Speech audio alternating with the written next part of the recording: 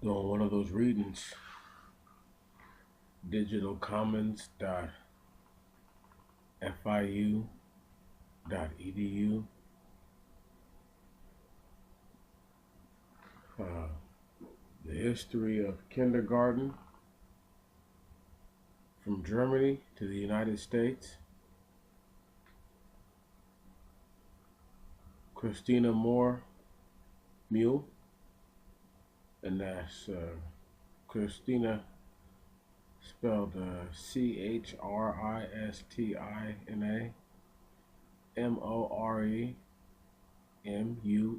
Mourelle,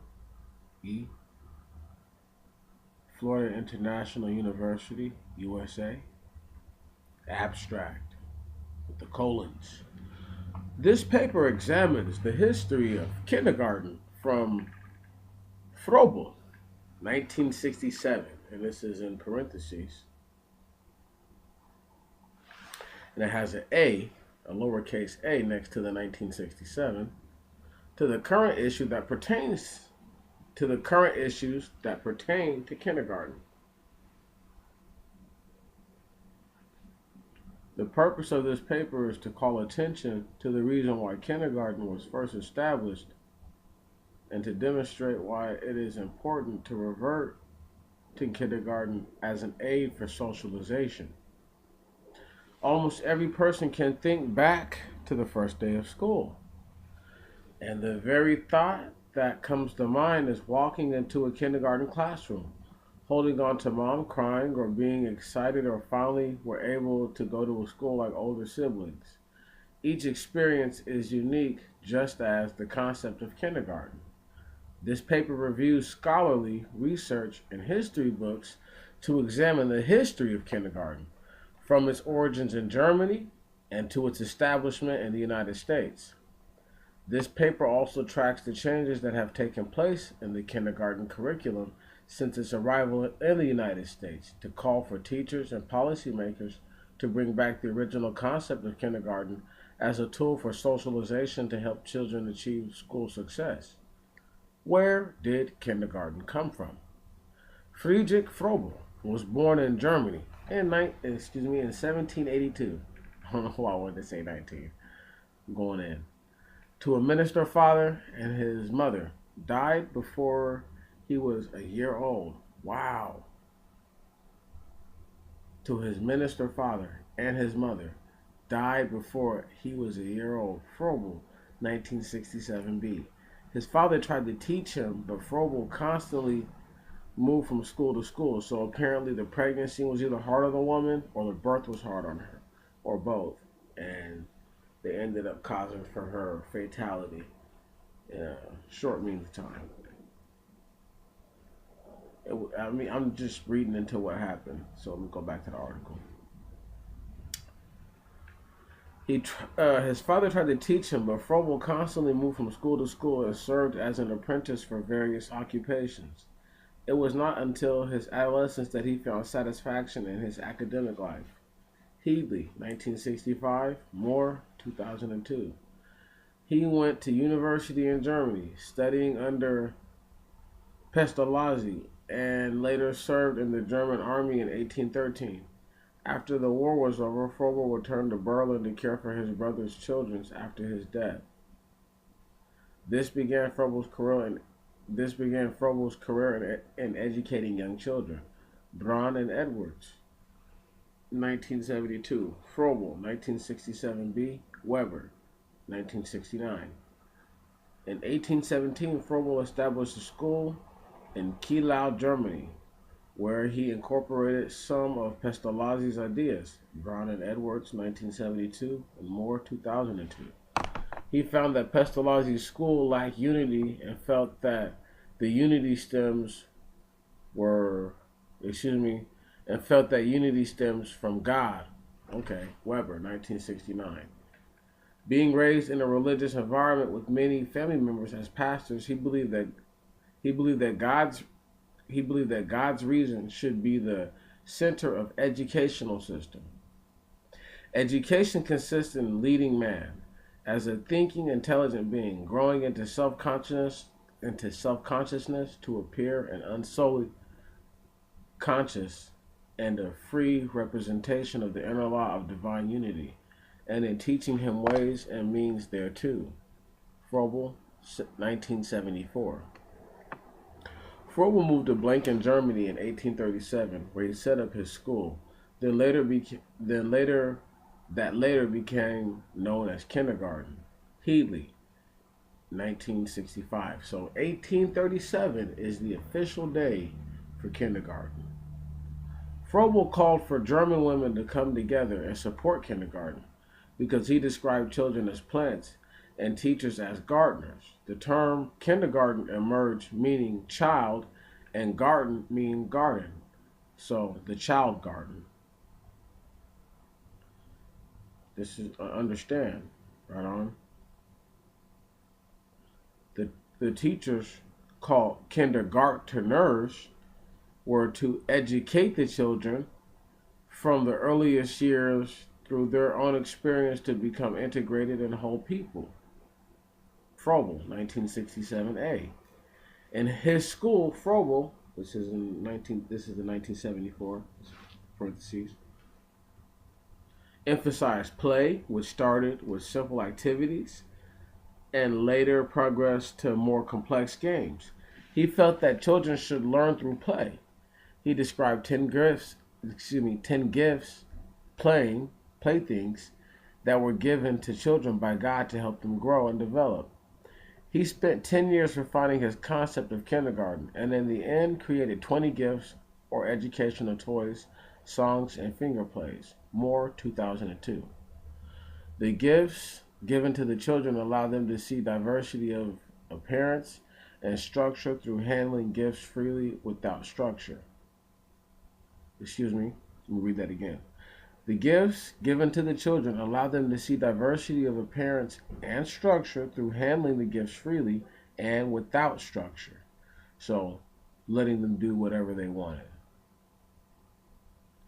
Froebel, that's pretty much what I gathered from that.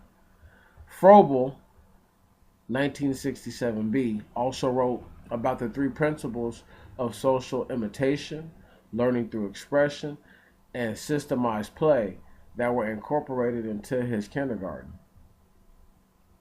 The move from Germany to the United States. The kindergarten move to the United States began in 1848 when Germans were fleeing the country due to the Revolution. Headley, 1965. Carl Schurz and his wife Margarita Meyer-Schurz immigrated to Watertown, Wisconsin. Miss Schurz had studied in Germany under Froebel and opened the first German kindergarten in 1855 in her home. Stop right there. So this chick is in her 20s, presumably, right? Or we're old. I don't think so. I don't know. I'd have to I'm gonna look into her. But if she studied in Germany under Froebel, you could say that she was a student or somebody who worked with him to teach the students. I'm gonna look into that. Don't worry. I'm gonna know all about that in a little bit. And opened the first German kindergarten in 1855 in her home. Braun and Edwards, 1972. Headley, 1965. Shapiro, 1983. She put into practice the methods learned in Germany, teaching her children and their cousins in German. In a chance meeting with Margaret Schurz in 1859, Elizabeth Peabody became interested in this kindergarten education. That's where Mr. Peabody comes from. There we go. In 1960, she opened the first English speaking kindergarten in Boston, Massachusetts. Miss Schurz gave her a pamphlet that contained a part of Froebel's Education of Man. Peabody, 1882. Uh-oh. So that's where we're going to have to really go back. That's the oldest part. That's the oldest one we've heard so far. Peabody based the curriculum on the principles she read. After years of trying to accomplish this special type of education, she realized that the program and curriculum that she implemented was not based on Froebel's original idea. She went to Germany to study the Froebelian kindergarten in order to truly incorporate his ideas in the American Peabody, in the American kindergarten, Peabody, 1882. So this is what this means, just in case they don't establish it. She went there and she probably didn't incorporate God into anything because she probably didn't know nothing about this dude. Listen, man, you guys got to understand the first Americans were not Christians or none of that. Okay, they were. Anyway, I'm not going to get into all that. Let me just keep reading. In Germany, Elizabeth Peabody studied at the kindergarten seminary, which was ran by Baroness von Marienholz Bülow, who had worked with Froebel in his kindergarten and was one of Germany's top kindergarten trainers. Stop right there. This is why women are so important in the school curriculum now. Because back in the day, he used women because he understood the nurturing system of women, right? You guys, man, this is deep, okay? I won't caveat like this again, really. I'm just going to push through it because there's a lot more to read. But I have to caveat here. This is why you see so many women working in the schools. Actually, it makes sense now. See what I'm saying? Because the guy who, see, I'm not going to go in on what anybody else has told you, but do you really understand it? Do you really get it? It was women who were able to do a lot of it because they were a key structure in the actual ability for these schools to take place. Thank you very much. And I'm not kowtowing to women. I'm just pointing that out to you guys so that way you understand the thinking of how this man thought. All right, going on.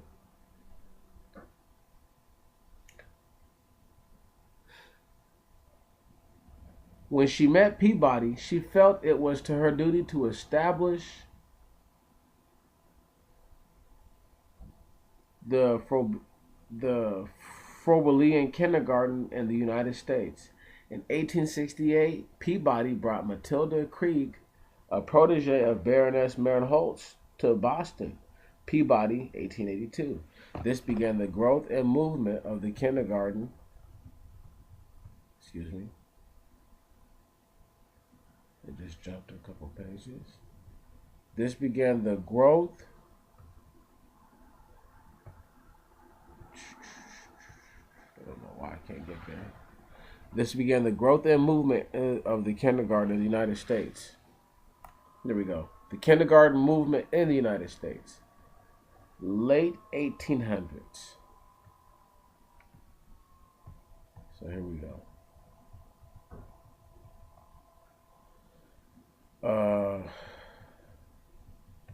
This freaking thing acting funny. During the late 1800s and early 1900s, industrialization caused many mothers to join the workforce. Okay. Anyway, I ain't gonna go into all this. I'm just gonna let that go. There has been a shift away from the maternal care at home to mothers choosing organizations to care for their children. Day nursery was focused on child rearing practices and took place of mothers who could not care for their children and were deemed deficient in their motherly duties by the society. Professionals who advocated for the establishment of public schools, kindergartens felt that supervision should consist of not only child rearing but also citizenship and work habits. O'Connor, 1995. Stop right there. Man, this is going in on so many other immigrants who were white people. It's not talking about black people right now. It's really not. Okay? I need y'all to understand why they did this. Okay? Because they're unteachable in any other environment going forward. As Elizabeth Peabody was trying to promote the kindergarten movement by corresponding with William T. Harris, superintendent of St. Louis Public Schools. Susan Blow approached Harris about teaching kindergarten. Ross, 1976, Weber, 1969. Blow studied in Europe under Maria Bolt, who had learned kindergartening from Froebel's widow, Ross, 1976, Shapiro, 1983. Bolt came to the United States when Peabody asked her to come and help her train new kindergartners. Susan Blow became her first student in the United States. In 1873, the expansion of kindergartens the expansion of kindergarten began as the first kindergartens opened in St. Louis under the direction of Susan Blow and William T. Harris, and based on Froebel's observation of mother-child interactions. O'Connor, 1995. There we go, right there. That's why Froebel wanted women to teach the children, because there was an interaction that he observed between the mother and the child. Thank you very much.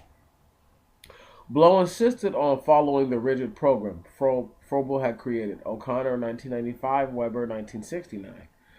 The kindergarten was child-centered, and kindergartners were in charge of the spiritual, physical, and moral development of the child. There we go. And kindergartners. So understand, what they call a kindergartner now is a little kid, but really the kindergartner back in the day was actually the teacher, and they were in charge of what? The spiritual, physical, and moral development of the child. O'Connor, 1995, Ross, 1976, Shapiro, 1983. Early 1900s. By the 1900s, the kindergarten movement had become very progressive. Free kindergartens were popular, and kindergarten was looked at as a community center for the neighborhood. Ross, 1976, Shapiro, 1983. Stop right there. So this is telling you how public schools were actually evolved in this country, okay, through the kindergarten, okay. It's not what you think it was. I'm trying to really trying to break it down to y'all the polite way. Sorry for the other caveat. In 1903, the Committee of 15 was established to solve the debate existing over keeping the Froebelian principles of kindergarten or changing to scientific principles. Stop right there. Y'all already know how I feel about that. The committee was soon changed to the Committee of 19 because the 15 cannot come up with the solution. So they added 4 people who were probably more scientific minded. Scientific in quotation minded. Susan Blow continued to fight for Froebel's principle, while a newcomer, Patty Smith Hill, felt that Froebelian rules were too rigid and new ideas and principles had to be implemented. Ross, 1976, Shapiro, 1983, Weber, 1969. Hill drew on Dewey's concepts and felt that a child's interests should correspond with significant educational experiences. Ross, 1976, Weber, 1969. She began to develop new songs, gifts, and occupations for the new American kindergarten. Stop right there. There was a shift because they didn't want people to believe in God anymore, and they needed the people to begin to become workers.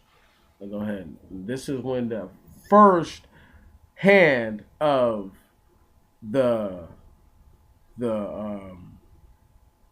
whatever you call a government that's ran by the businesses. I can't think of that right now, but that's when they really actually started to see the merit of what a kindergarten could do. They started to see it back then. Anyway, this is advertisement and stuff like that, and seeing the future of something is not new. Right on. Anyway, let me go ahead and just fall back.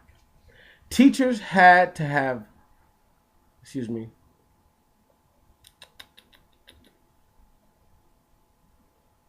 I'm going to read this last little sentence to you again. She began to develop new songs, gifts, and occupations for the new American kindergarten. Teachers lost their opportunity to show the concern for social development that was characteristic of the first kindergartens. Teachers lost their opportunity to show their concern for social development that was characteristic of the first kindergartens. Ross, 1976. Teachers had to teach double sessions and could no longer interact with parents and families in the same way as before. By 1914, one moment, I got it acting up on me, because I'm going in. By 1914, every major city in the United States had established public kindergartens. Let me read that to you again. By 1914, every major city in the United States had established public kindergartens. Ross, 1976. As the curriculum began to change, subject areas were introduced. Nature study, home and community life, literature, music, and art were at the core, yet each subject was determined by its ability to assist children in confirming and extending their daily life. Weber, 1969, that would be page 96, because there's a quote in there. The 1920s gave way to psychological theories as two groups of American educators began to take interest in early childhood education. That's the roaring 20s or the golden 20s, the golden age. Patty Smith Hill tried to find a common group between the two. Patty Smith Hill tried to find common ground between the two groups. What a devil. The behaviorists led by Thorndike and Watson warned teachers against motherly love in the classroom. Shapiro, 1983, Weber, 1969. The emphasis should be based on learning objectives or habit formation. The opposing theory was that of Dewey and social education. Shapiro, 1983. While the debate between the two theories continued, education as social reform diminished, and the behavioral emphasis on education began to dominate. Did you hear that? Education on social reform diminished, and the behavioral emphasis on education began to dominate. So they no longer felt that they had to temper these people anymore. They felt that there was enough generations of the kindergarten at play, at work, from the German society, right on, that had, I'm caveating right now, that had told the people that, okay, you can move from socializing them into integrating these people into the workforce. And that was that was the two different ideologies, okay? Even if they don't point it out, I'm going to really give it to you, okay? The emphasis should be, and I'm back to the reading. Like I said, Shapiro, 1983, Weber, 1969.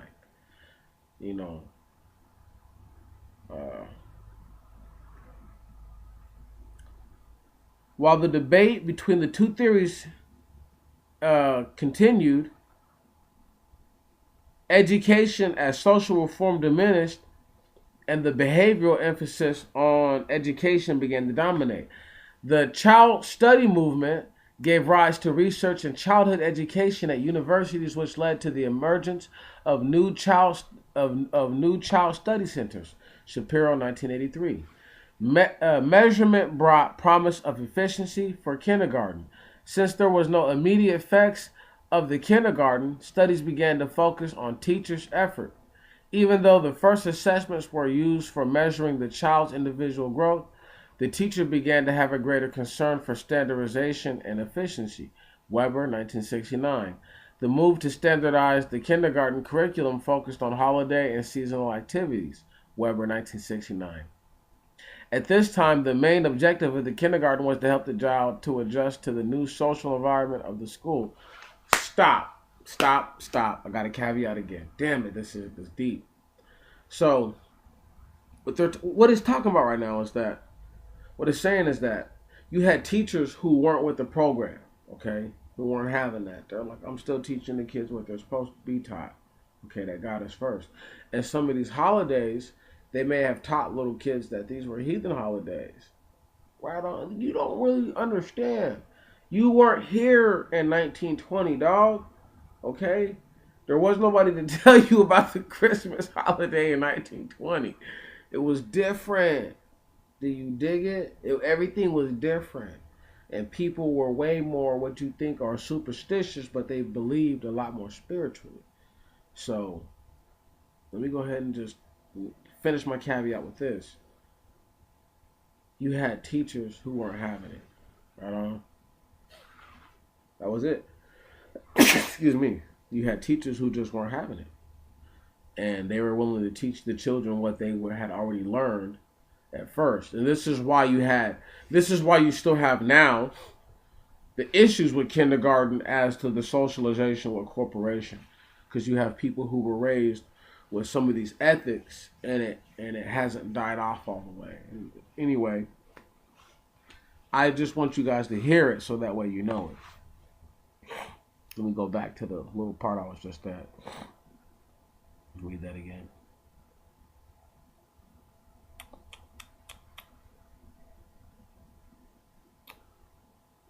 The child study movement gave rise to research in child education at universities, which led to the emergence of child study centers. Shapiro, 1983. Measurement brought promise of efficiency for kindergarten. Since there was no immediate effects of the effects on the kindergarten, studies began to focus on teachers' efforts. And this is why they're focused on the adults and what the adults are doing, because they're like, are these guys teaching what we're supposed to teach them? Now let me skip forward again. That's Weber, 1969 overall. The move to standardize the kindergarten curriculum focused on holiday and seasonal activities. Once again, we're already there. 1969, once again, by Weber. At this time, the main objective of the kindergarten was to help the child to adjust to new social environment of the school, which is to get you ready for the work environment, which was the age of industrial revolution. This is before the Great Depression. You guys got to really understand what they thought was going to happen. As kindergarten became integrated into the public schools, as kindergarten became integrated into the public schools, changes became evident. Ross, 1976. The unification between kindergarten and first grade programs were seen in many schools as the first grade curriculum moved down and the kindergarten curriculum moved up. Okay, I'm trying to follow what it means. And so it means that they thought that kindergarten was really first grade and that first grade was like whatever, you know what I'm saying? The age range of kindergarten was also limited from 3 to 7 years old to 4 to 5 years old. So you see that right there? You see how old the kids were for a long time in kindergarten till 4 to 5? It's way different. Weber, 1969. Mid-1900s. The launching of the Sputnik by the Russians in 1957 brought about complaints in the United States education system, including preschool and kindergarten level. This began the acceleration of academic skills, including the kindergarten curriculum to prepare children for later academic success. Shapiro, 1983. People began to see devastating failure of the children of the uneducated and poor in school. Rudolph and Cohen, 1984. To close the gap between the students of the high and low socioeconomic background, kindergartens were built in low socioeconomic areas. Weber, 1969. Stop right there. Just because you can't read doesn't mean you're low educated, dog. Right on. Like, do you see how it's a play on words right there? You feel me? It is skills with your hands and literacy they're not even close to the same thing. And people who think like that have a mental deficiency, but I'm going to move forward. They've tied the two together, but they're not the same people, trust me.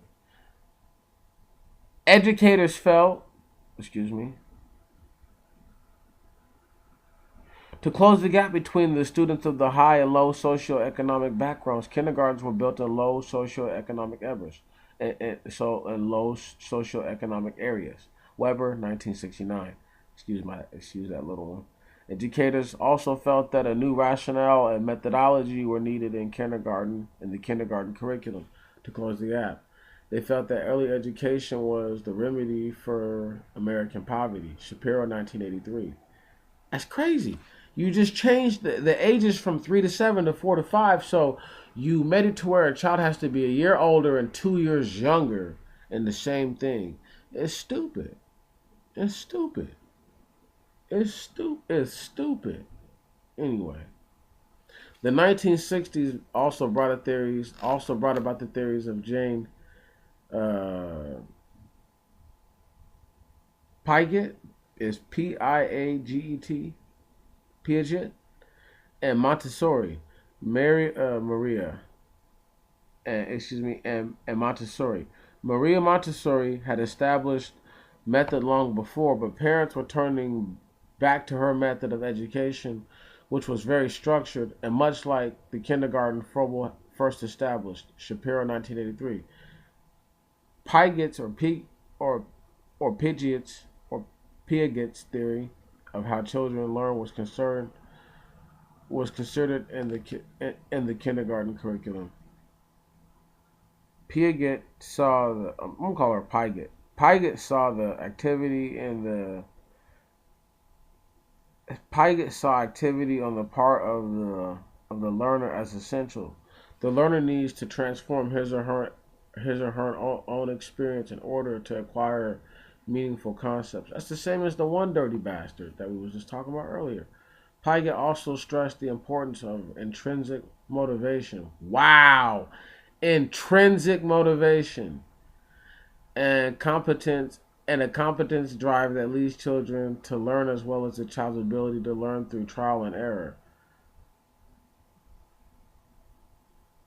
This is Mendes and Mendes, 1972. At this time, organizations which supported actions that would provide better educational opportunities for children under the age of 6 began to emerge. Headley, 1968. Parents as well as organizations began putting pressure for more academically rigorous kindergartens to emerge. Headley, 1968. Weber, 1969. Reading, arithmetic, and writing became the focus that parents were pushing for. On the other hand, some parents felt that curriculum should be concentrated on the nature of the children and less on the process of learning. There we go, right. You give them what they're good at. You don't try to force this shit on them, man. Man, anyway, that is crazy. Let me read that to you again. Okay.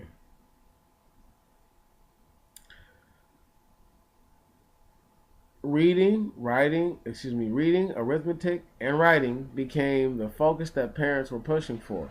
On the other hand, some parents felt that curriculum should be concentrated on the nature of the children and less on the process of learning. Weber, 1969, and that's probably the Froebelian way of doing things. These two views, the nature of the children and less the process of learning. The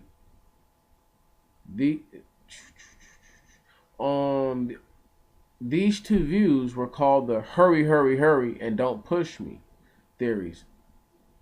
Wow. These two views were called the hurry, hurry, hurry, and don't push me theories of education. Headley, 1968. So you get it? Hurry, hurry, hurry. So that means, yeah, you got to do all this shit. Do it all, do it all, do it all. And then there's the other one, don't push me. Like, look, man, let me just do my thing. So this is white people, okay? And other people, black people also, but this is really white people. Like, look, man, we do what we're good at. But white people could see the abilities of other countries to read and write and do other things, and this is why they pushed it and forced that on people, because they knew that if they couldn't continue to produce people who could read and write at a mass level, they would have been left behind a long time ago. Research, and I'm going to keep reading now. Research conducted in the 60s led to results that confirmed kindergarten experiences correlate to academic success in later years. Minus and Killier, 1967. Minus and Minus, 1972. Mendes and Mendes. There we go, excuse me. The kindergarten school day including reading, writing, speaking, listening, arithmetic, science, social studies, art, music, and physical education. Healy, 1968. Mendes and Mendes, 1972. The subjects were not formal, but integrated throughout the day in various activities. Continued push by the parents caused reading instruction to become more formal. Healy, 1968. The age requirement of kindergarten became an issue as reports pointed out that older students had more success in kindergarten than the younger students. Mendes and Killier, 1967. Mendes and Mendes. Many districts require that students begin kindergarten at the age of 5, while other reported students as early as 4 years and 3 months. Mendes and Mendes, 1972. Class size became limited too, as it was found to affect the quality of education. Headley, 1968. The average kindergarten class contained anywhere from 18 to 30 students each kindergarten session lasted 2.5 years. Mendes and Mendes, 1972, late 1900s. Education came back into the political sphere with the publication As a Nation at Risk, the U.S. Department of Education, 1983. The report stated that the nation was at risk of losing its intellectual capacity to the Japanese and urged to take education more seriously. The goal was to develop the talents of all students starting from early childhood through adulthood. This is hilarious. The publication of A Nation at Risk caused society to put education first on the agenda of the federal government, to put education first on the agenda of the federal government. Public support began to increase for compulsory and tax-supported kindergarten in the public schools. Morrison, 1998. By the 1980s, enrollment of all 5-year-olds had risen to 96%, and every state had public kindergartens. Although only mandatory in 12 states, the District of Columbia, Morrison, 1998, Rudolph, and Cohen, 1984, a movement to transform kindergarten into a traditional first grade or push down the first grade curriculum into kindergarten began. Rudolph and Cohen, 1984. The kindergarten curriculum was being pulled in two directions. Total learning and growing. B, a watered down version of first grade. Wow. Rudolph and Cohen, 1984. the latter became prevalent after A Nation at Risk.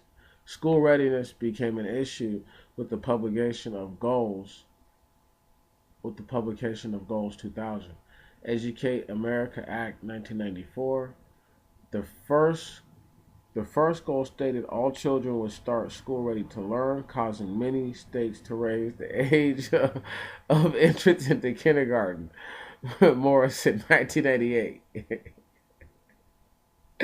Retention was seen in kindergarten as well as high stakes testing.